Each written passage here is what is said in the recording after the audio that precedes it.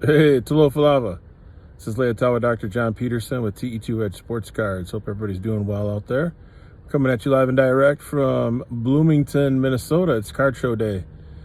Got the vehicle all loaded up. We've got 3 cases and about 4 shoe boxes and a couple other boxes of cards and slabs. I got my good partner and friend here, Richard Nicholson from 1 to Twin Productions. Bless up, Richard. Appreciate you. Yep. So yeah, we'll do a little video here and there, but just thought I'd do a quick video here. This is the entrance to the spot, and it doesn't open up till 7 o'clock, so we're just waiting. But we'll do another video when we get the table set up and hopefully capture some B-roll and some video during the show. All right, peace out, one love. All right, Leotawa Dr. John Peterson here with TE2 Sports Cards. Got my partner in crime, Richard Nicholson from 1 to Twin Productions. Yes, sir. Got our card. How you feeling, Richard? Man, I'm just chilling, man, waiting for make some money. That's right. True story. So this is the setup here. Twin Cities Sports Collectibles and Cards. There's some people getting serious with their setups here. Not a joke. This is our little setup here. Got 3 cases. Got the football over here, mostly vintage. Got the baseball in the middle.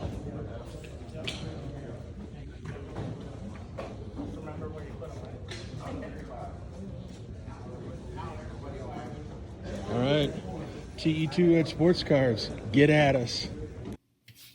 Hey, Talofa Lava. Leotawa Dr. John Peterson here, and you're watching TE2 Sports Cards. Hope everybody's doing well out there. Just wanted to do a little video here and talk about how the show went yesterday. Had a lot of fun. Oh my gosh, it was a ton of fun. Met so many cool people. Got to meet one of my #1 subs, Brett Pearson, and his son, Evan.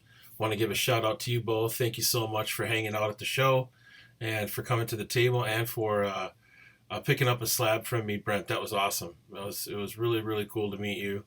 And just appreciate you so much for coming out and supporting the channel and supporting my business. I mean, it's just one love all the way, my man.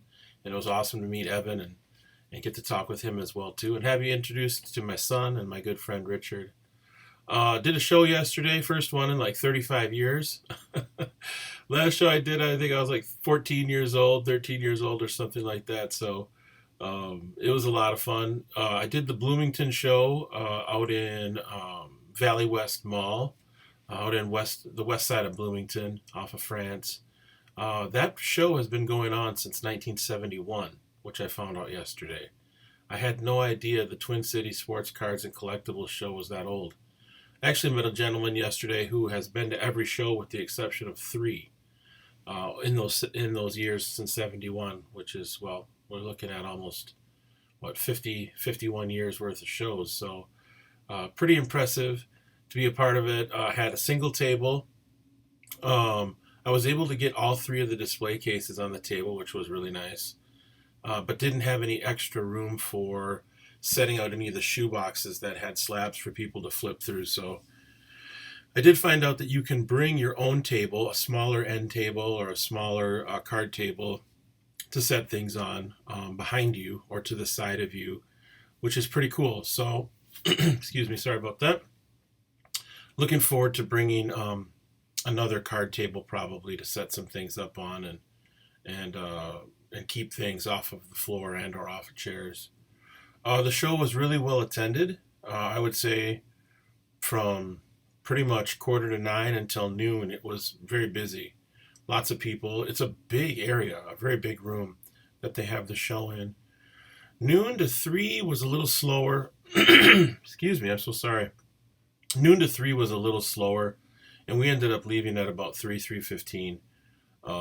We had a final sale, and I just felt like it was time to go. I'd been there since 7 o'clock in the morning, 6:45, and was feeling kind of tired, so we jetted on out of there and went home and unloaded the truck and got everything back into the house. So a couple things. Let's see here. What were some learnings? It pays to be prepared. So having your stuff priced really made a difference. I think people felt comfortable making offers and asking. I mean, I had prices a little bit above comps for just about everything um, on the in the display cases, and people would typically say, "What do you want for this?" So rather than undercutting or underselling my own price point, I would say, "Well, make me an offer. What do you think? What do you think you can do on this?" And then based on what they said, I would respond with, "Yeah, that works," or "I need to go a little bit above." Every single slab I sold, every single person hit my number. Um, Pretty much right spot on with comps. So the first card I sold, for an example, was a Tom Brady. Um, well, let's see if I've got it in here. Here it is. So this is the first card I sold. This 2014 Bowman Chrome Tom Brady. I had $100 on it in a Gem Mint 10. I knew I was going to take a bit of a loss on this because I paid $50 to have it slabbed. This was way back in the spring, winter, which was fine. You know, it is what it is. I'd rather get my money back than have it just sit in the slab. I ended up selling it for $75. When I asked the guy what he thought he wanted for it or wanted to give me for it, he said, "How does $75 sound?" And I thought $75 was fair. You know, I've seen this card comp anywhere from like $60 to $100 and $80 or whatever. So overall, it worked out well.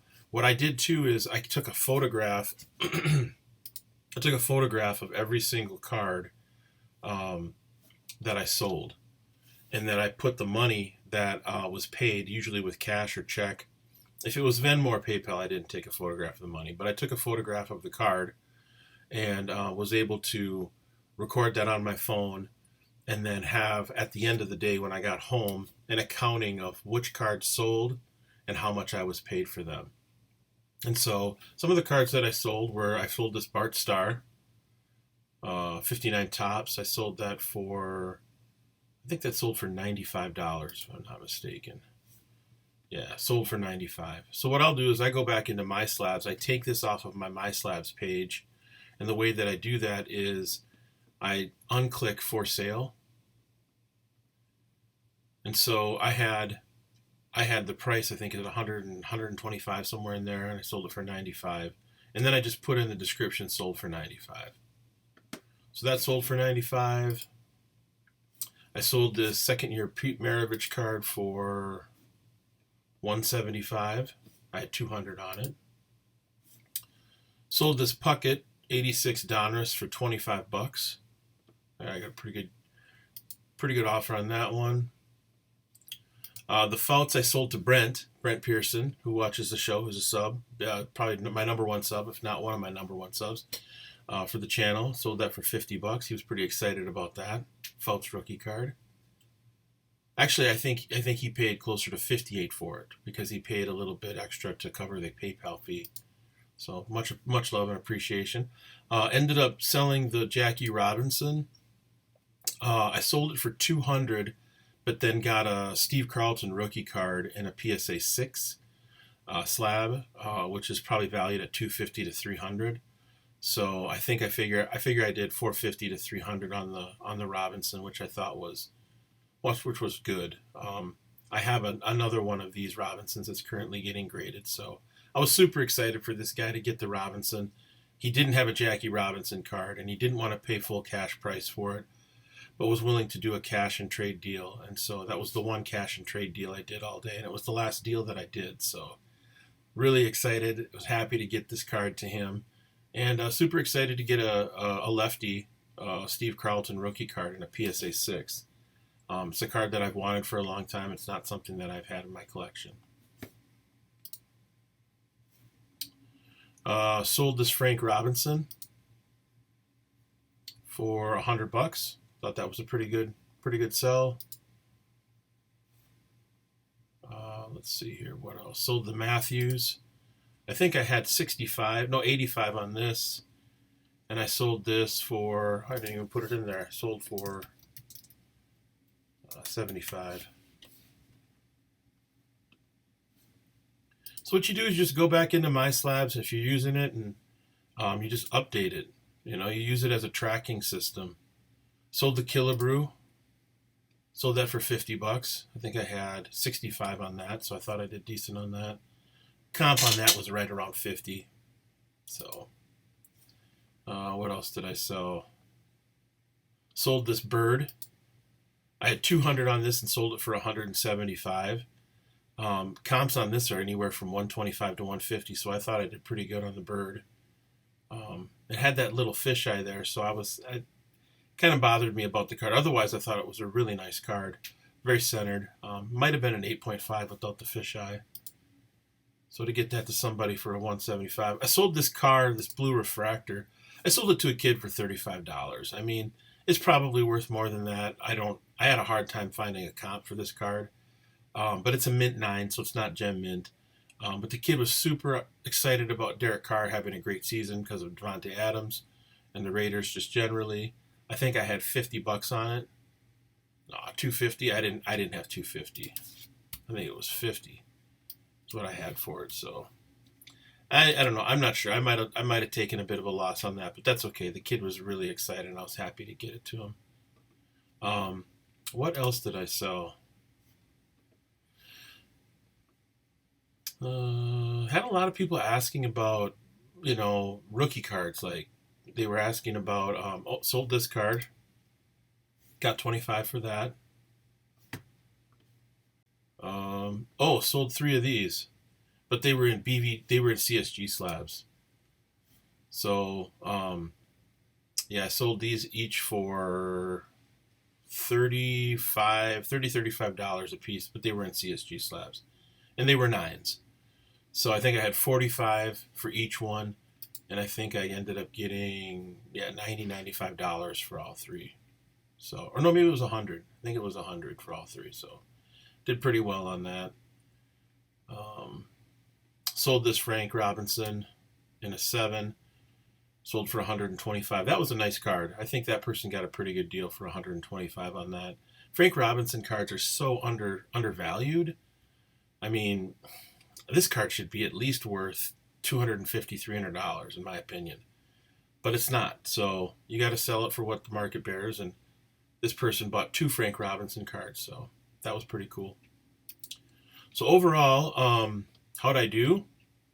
I would say I sold $1,500 in slabs in about a 6-hour time period, which I thought was pretty dang good for a first show in 35 years. I ended up paying $50 for the table. I had my friend Richard help me out, and I paid him $20 an hour to sit at the table. He helped me with loading the vehicle. He got to my place at 6:30, 6:15 in the morning. He helped me load my vehicle, unload the vehicle, set up, sat at the table the entire time, broke down the table, and unloaded all the stuff back into my house. So I paid him $200. I mean, it was totally worth it. To be able to be with someone at the show was absolutely worth the $200 that I spent. And then my son helped out for about 4 hours, and I paid him like $30. So overall, my overhead was $280, not including gasoline costs and not including my time, but including the Carlton rookie card and the cash. I ended up with about $1,210. So that's how I did. Now, I'm not going to say I profited $1,210. Some people say I made $1,210 at the show.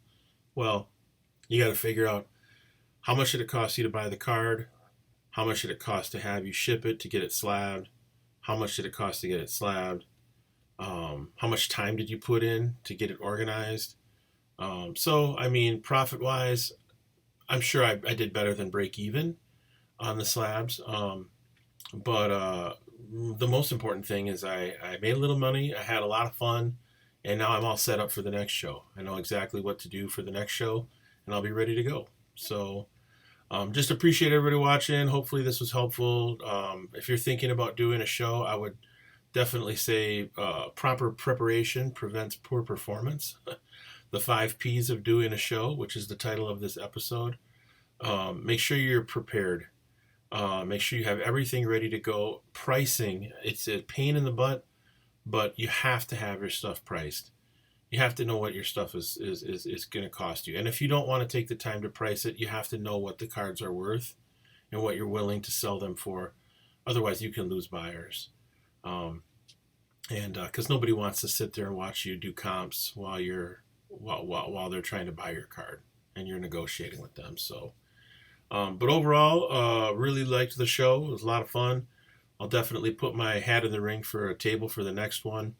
And yeah, hope everybody has a blessed Sunday out there. I'll try and do another show later today, maybe after the football games are done, or maybe right now. We'll see. I might break a little wax open, a little junk wax, and do a junk wax video. All right. Bless up. Peace out. One love.